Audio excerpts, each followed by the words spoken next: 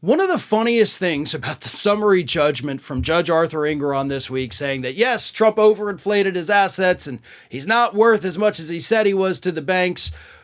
One of the funniest things is how Donald Trump has been defending that, like defending his actions on social media by basically trying to blame the banks for believing him in the first place. Like, hey, that's your fault, banks. I couldn't defraud you if y'all had actually been doing your homework. I mean, that's kind of on you, right? I'll get to why it's so funny in a minute, but here is just a sampling of some of what Donald Trump has posted on Truth Social. In addition to the fact that my net worth is much greater than the number shown in the financial statements. Yeah, we actually know that because you reduced your net worth so you didn't have to pay as much in taxes. And you actually, like you literally just admitted that. So I'm sure the tax authorities are going to love that information because they can use it to come after you.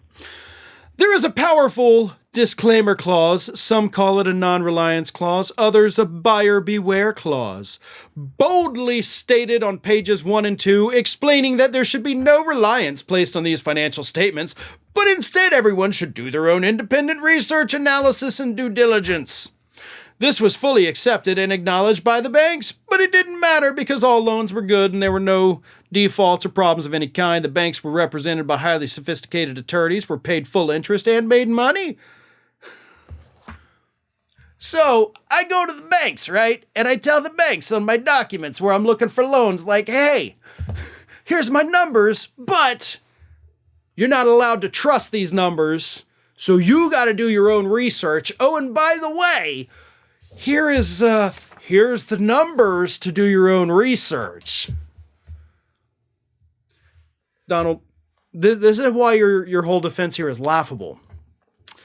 Because you're technically not denying that you did it. Like, that's the first funny thing. Like, hey, if I lied on my financial statements, that's not my problem, it's the bank's problem. Okay, that's not a defense, that's actually an admission. So that's the funniest part. The second part is that you're like, the banks should have just done their own research. Oh, really? Did you give the banks unfettered access to all of your financial systems inside the Trump organization? Or are you saying they should have done their due diligence with the numbers you gave them? Because when you give them fraudulent numbers and you're like, but you do the math yourself. Okay, but they're doing the math with the wrong numbers. So of course they're going to come to the wrong conclusion. Nothing you're saying makes sense.